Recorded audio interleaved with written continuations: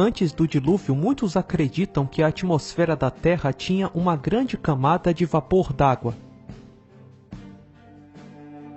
Esse vapor foi colocado na Terra no segundo dia da criação. A separação das águas debaixo do firmamento com as águas acima do firmamento. Todas as fontes subterrâneas de água jorraram da terra, e a chuva caiu do céu em grandes temporais, e continuou sem parar por 40 dias e 40 noites. A chuva de 40 dias e 40 noites pode ter sido o colapso dessa cobertura de vapor. Na Terra pré-diluviana, as condições climáticas eram bem diferentes das de hoje. Quando a Bíblia fala desse tempo, ela menciona coisas que as pessoas pré-diluvianas nunca tinham visto. Pela fé, Noé, divinamente avisado das coisas que ainda não se viam, temeu e, para a salvação da sua família, preparou a arca. Talvez as pessoas da era pré-diluviana nunca viram uma tempestade. O segundo capítulo de Gênesis conta que uma neblina subia da terra e regava a superfície da terra. Um vapor, porém, subia da terra e regava toda a face da terra.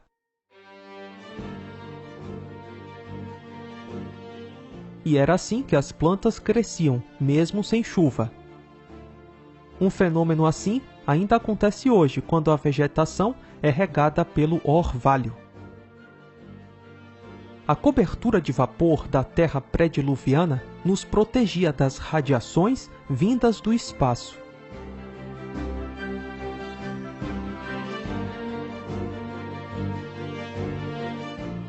A proteção que essa camada de vapor fazia era muito maior do que a proteção que temos hoje. E essa proteção foi um dos principais fatores para que os seres humanos na época de Noé vivessem tantos anos. O envelhecimento é causado por mutações nas nossas células. A radiação provoca mutações. Com uma atmosfera adequada e com uma forte barreira às radiações, nós viveríamos muito mais. A cobertura de vapor da Terra pré-diluviana causaria um efeito estufa, mantendo uma temperatura estável em toda a Terra. Não haveria lugares com neve e nem desertos. Era uma terra de vegetação viçosa. Na verdade, existem várias evidências que muitas plantas e animais tropicais viveram por toda a Terra, inclusive nos continentes dos polos. Mas, com o dilúvio, quando as comportas do céu se abriram, ventos fortes causaram diferenças de temperatura por toda a Terra. A Terra, que era toda tropical, passou a ter regiões com muita neve e gelo. A Era do Gelo, depois do dilúvio. As águas não vieram só de cima. A água foi jorrada de reservatórios subterrâneos.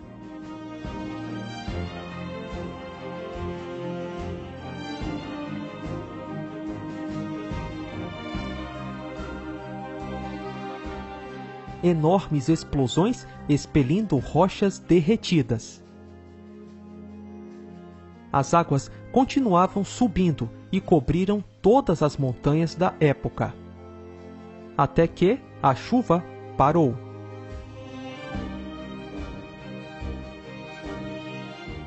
Então Deus enviou um vento sobre a terra e as águas começaram a baixar. Fecharam-se as fontes do abismo e as comportas do céu, e a chuva foi detida no céu. As águas, pouco a pouco, se retiraram da terra. Ao fim de 150 dias, as águas haviam diminuído. A formação das principais bacias oceânicas e a elevação das montanhas aconteceram nesse período. elevaram-se os montes, desceram os vales, até o lugar que lhes havia preparado.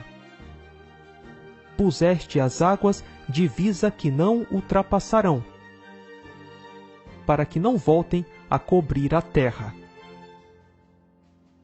Até pouco tempo atrás e durante muitos anos, o dilúvio de Noé era o principal paradigma da geologia.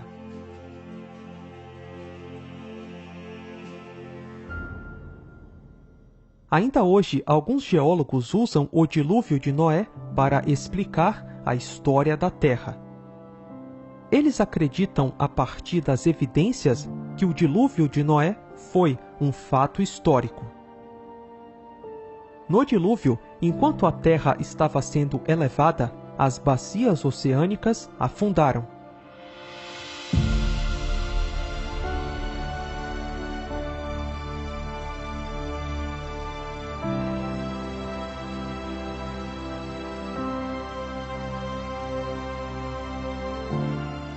As águas deixam marcas de níveis, como podemos ver nas beiradas de um reservatório que vai se esvaziando.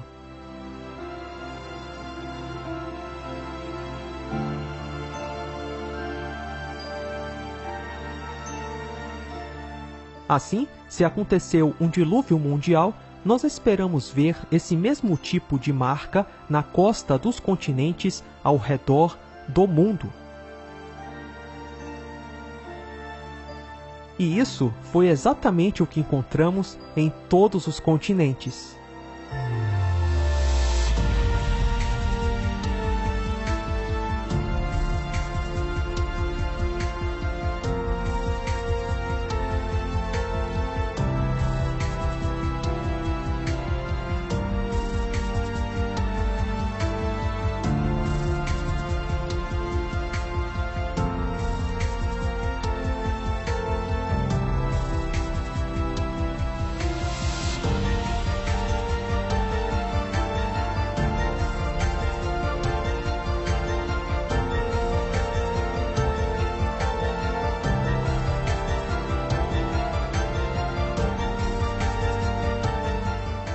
Esse mesmo efeito pode ser visto em vários lagos que represaram as águas do dilúvio.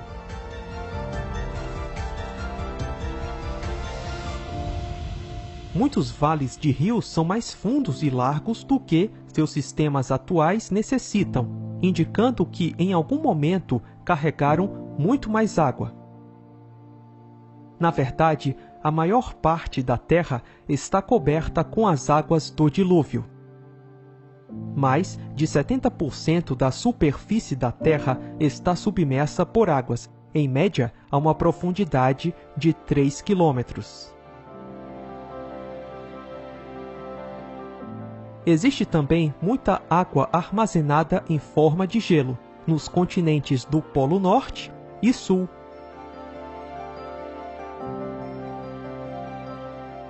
As águas do dilúvio ainda estão por aí.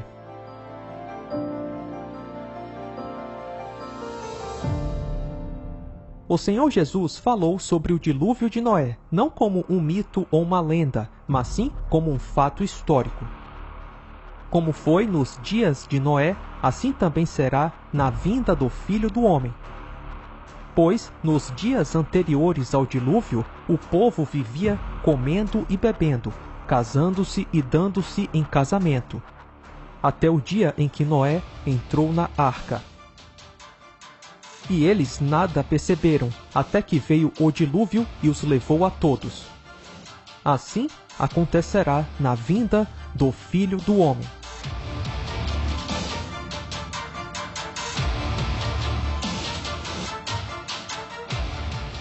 O Senhor Jesus está dizendo que o mundo, na sua volta, será semelhante ao mundo dos dias de Noé. E o mundo, nos dias de Noé, não era bom. E viu o Senhor que a maldade do homem se multiplicara sobre a terra, e que toda a imaginação dos pensamentos de seu coração era continuamente mal. A terra estava corrompida aos olhos de Deus e cheia de violência.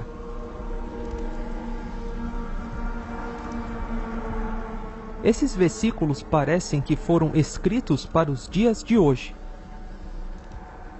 Toda maldade e corrupção que acontecem hoje trarão julgamento sobre o mundo, mais uma vez, assim como nos dias de Noé.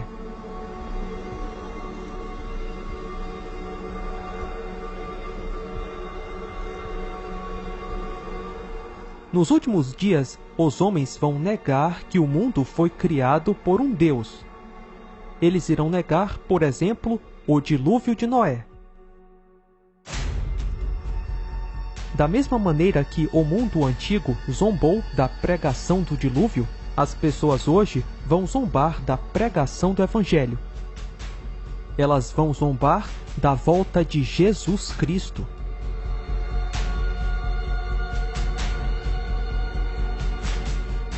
Pedro escreve: Ora, os céus que agora existem e a terra, pela mesma palavra, têm sido entesourados para o fogo, estando reservados para o dia do juízo e a destruição dos homens ímpios.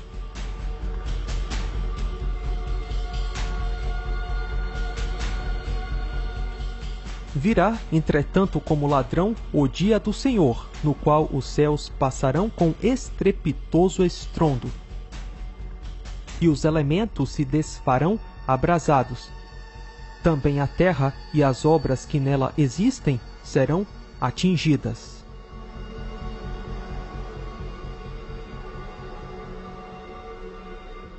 Deus não quer condenar ninguém.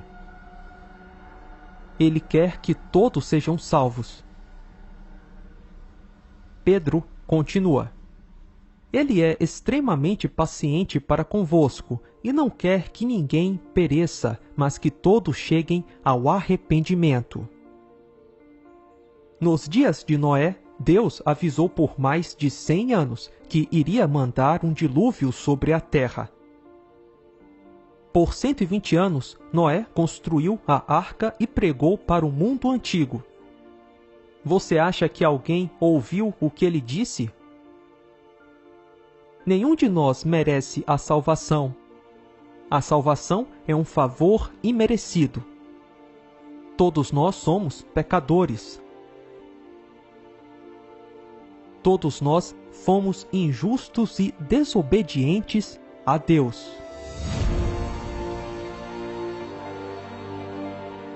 Porém, na cruz do Calvário, Jesus Cristo sofreu o julgamento de Deus e pagou o preço dos pecados de toda a humanidade.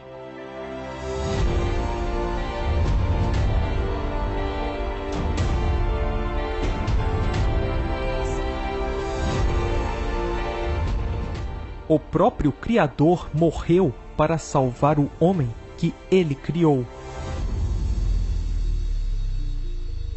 Quem ouve a minha palavra e crê naquele que me enviou tem a vida eterna e não entrará em condenação, mas passou da morte para a vida.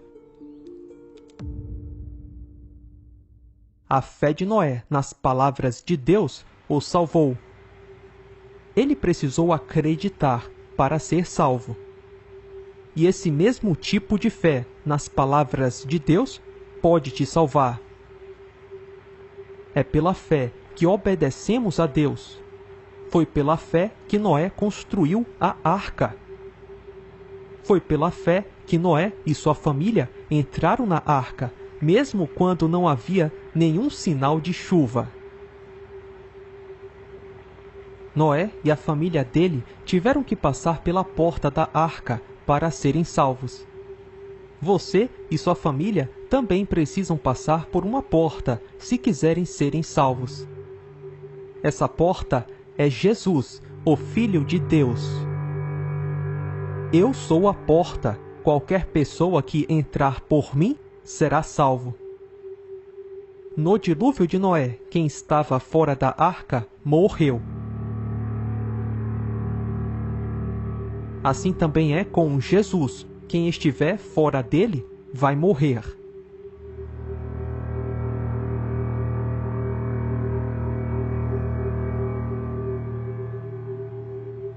A boa notícia é: a porta está aberta e Deus está esperando por você.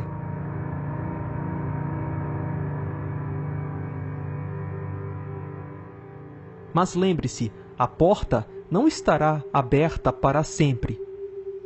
Chegará um dia que ela vai ser fechada, assim como foi com a porta da Arca de Noé. E depois que a porta é fechada, não há salvação para quem está do lado de fora.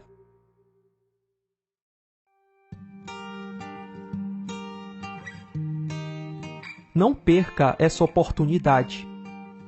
Entre na porta, enquanto ainda é tempo. Is it alright if I stay today?